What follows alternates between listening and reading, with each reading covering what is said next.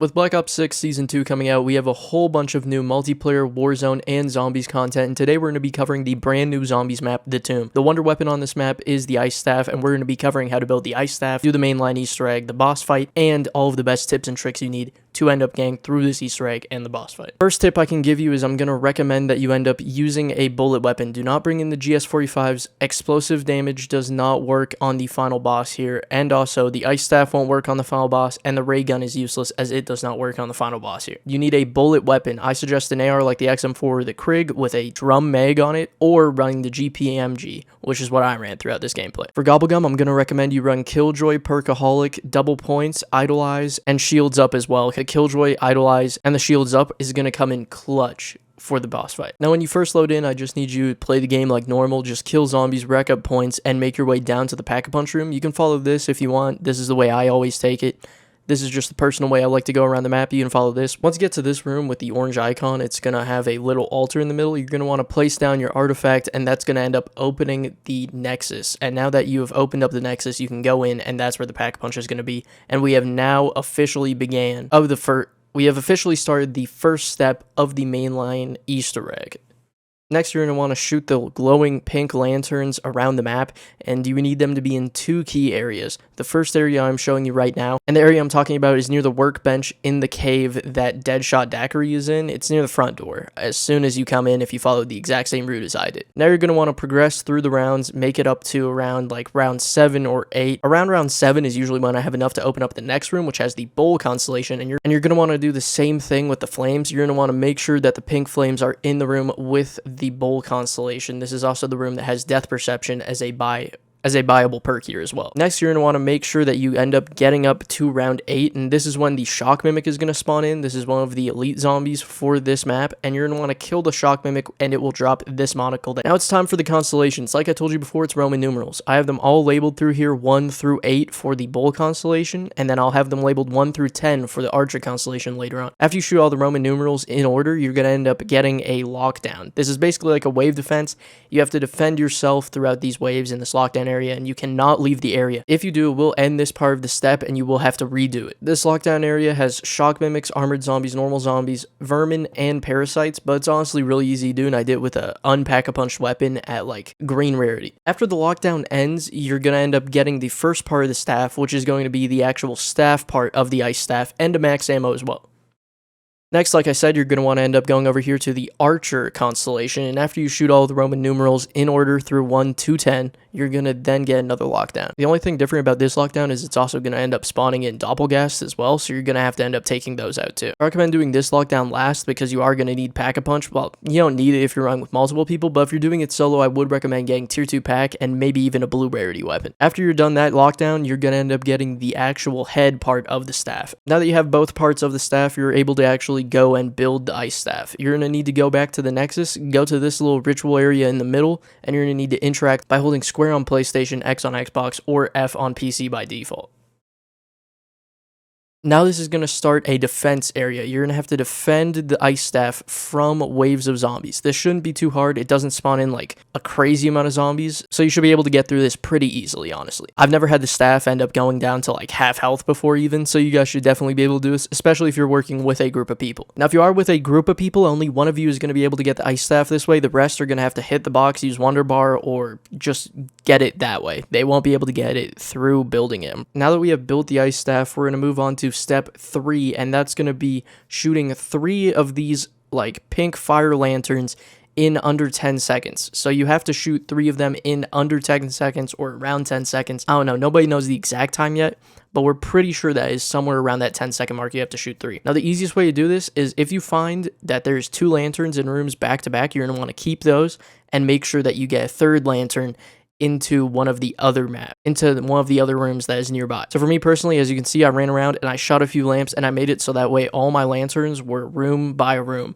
So I would go from one room into the next room into the next room, and that's where all 3 of my lanterns were, and I got this step done easily. Once you end up doing this step, and the way you know that you did it correctly is by hearing this voice line play. Extinguish the flames, raise the crystal. After hearing that voice line play, you are going to need to go back into the Nexus, and now you're ready to start the process of upgrading the Ice Staff. We are very close to the end of the Easter egg. We're probably around the mid-range. To upgrade the Ice Staff, we're going to need to go into the Nexus, like I said, and we're going to need to look for floating rocks. They're not going to be the ones out in orbit. They are going to be closer to the ground, not extremely close, but as you can see in the gameplay, they are closer than the other ones in the distance, and they're going to have symbols on them. You need to shoot the symbol once you do see it. It will be a purple symbol. You need to shoot it with the Ice Staff. I haven't shot it with any other weapon, but I'm pretty sure you have to shoot it with the Ice Staff for it to come down closer. Now you're going to need to do this a total of 3 times. All of them are in the Nexus. They can be on any of these rocks that are closer to orbit. They're never in the same location.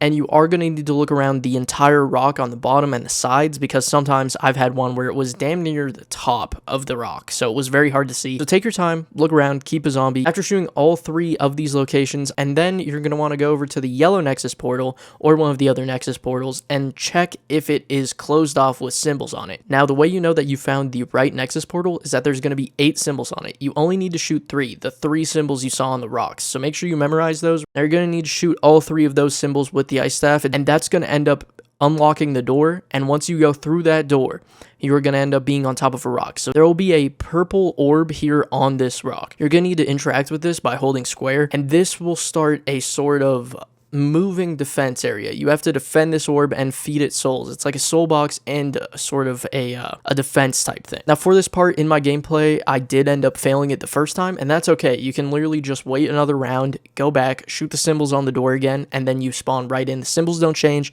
You just have to change round, and then you can shoot the exact same symbols on the door and restart your attempt. I'm going to recommend that your normal weapon has some sort of element on it, whether that be cryo freeze like I chose, dead wire, or just something like that. Dead wire can be a little risky because you can damage the orb, so I wouldn't recommend using the Ice Staff because it does damage the orb here, and it will kill the orb really fast, and then you'll have to redo the step. And then you'll have to turn rounds and redo the step. I recommend that you have around a purple weapon, which, by the way, if you don't know, there's a side Easter egg on this map where you can get a purple ether tool to make your weapon purple rarity. All you have to do is freeze the 2 waterfalls that are inside of the Nexus. I'll do a video covering all of these little mini Easter eggs, but if you find the 2 waterfalls, you have to freeze both of them, and then you will end up getting this ether tool of purple rarity. I also recommend that you have a tier 2 pack weapon, and you have a majority of the perks that you're going to need. For instance, your first 3 perks should 100% be Juggernog, Quick Revive, and Speed Cola if you're using an LMG. If you're using a weapon that reloads a little faster, you could swap out Speed Cola for Stamina Up, but I would recommend Speed Cola. Now, this is going to spawn in Armored Zombies, Normal Zombies, and it's also going to spawn in Shock Mimics, Doppelgasts, and it's going to spawn in an Amalgam, and it can be pretty tough. That's why I recommend you have a purple tier weapon, Dead Wire, or Cryo Freeze, and make sure that it's double packed. After you've followed the orb, it should go into the middle console where you built the Ice Staff. You can now go up to it, hold your interact button, square on PlayStation, X on Xbox,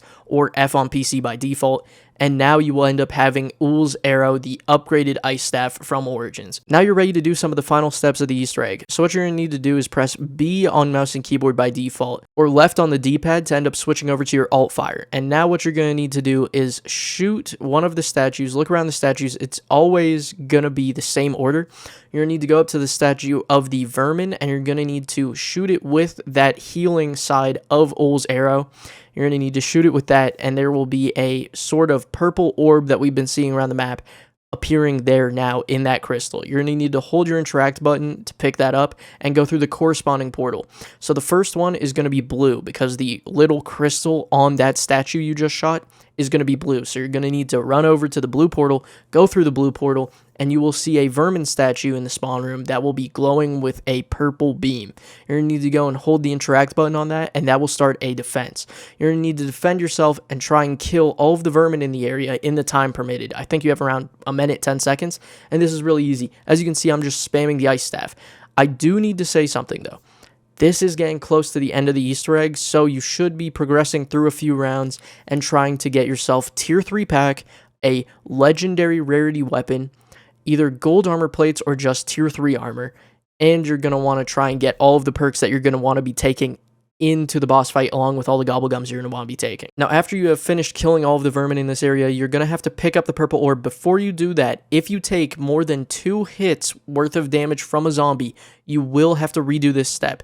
So what you need to do, pick up the purple orb. You're going to need to then find a Nexus portal, not the blue one. You have to take a different one. So go down one of the entrances and find either the yellow or the green portal. You're going to need to go inside one of those, run up to the statue in the Nexus that you originally got the purple orb from, and you're going to need to place it down in there. And then you have finished that step. You're going to need to rinse and repeat this for 3 more times. Now, once you've done that for the Vermin, Parasite, and the Doppelgast, we're going to get to the final one, which is an Amalgamation. So after you've shot the first 3 statues, you're going to need a max ammo. Luckily for me, I was on a max ammo round, and that will end up refilling your alternate fire for the Ull's Arrow. Or, of course, you can go to one of the ammo boxes around the map and end up just spending money and buying ammo there. You're going to want to shoot the Amalgamation one, go through the red portal that correlates with it, and then you're going to want to go down to the Amalgamation statue, which is all the way down at the bottom of this little area that you ended up spawning into. And then once you activate this, you will be in a mini boss fight. It is very easy to die here. It's an Amalgamation with a lot of health. What I recommend is getting a Mutant Injector. A Mutant Injector absolutely demolishes this guy. If you can't get a Mutant Injector, what I would recommend is getting a tier 3 pack weapon, tier 3 armor, and a legendary grade weapon. You need to do that for your bullet weapon anyway for the final Easter egg boss fight, so just do it now, might as well, and then you'll be ready for the Amalgamation boss fight. So the Amalgamation mini boss fight is really easy if you end up using this Mutant Injector like I did on 2 of my playthroughs. However, one playthrough where I didn't have it, it was also pretty easy with the tier 3 weapon. I always get this step around round 16, 15. After you've killed him, pick up the orb, rinse and repeat, run it all the way back to the Nexus, put it into the statue, and now you will have 4 purple beams shooting at this purple orb in the middle. It will then refract off of that and go over to the boss door. This is going to be the broken bridge in the Nexus, and once you build this broken bridge in the Nexus, you are going to be in the final boss fight.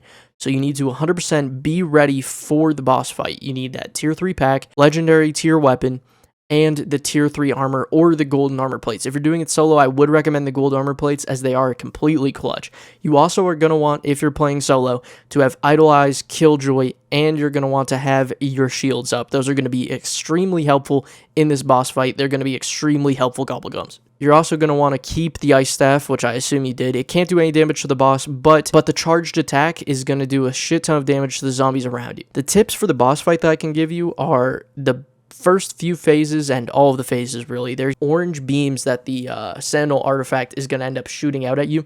You're going to want to be very careful and avoid this. If you have no armor, this thing will one-tap you. You will die in one shot, even with Juggernaut with 300 HP. So you're going to want to avoid that at all times. And it does alternate. Sometimes the beam will be down low, and sometimes the beam will be up top. When the beam is down low, stay up top. When the beam starts coming up, slide underneath and go down below. In between each phase of this boss fight, you're going to end up getting 1 to 2 max ammos. So you and your friends should be on max ammo almost the entire boss fight, unless you're just shooting random shit. Once the Sentinel artifact is purple, you are going to be able to shoot it and do damage. That's the only time you're going to be able to do damage.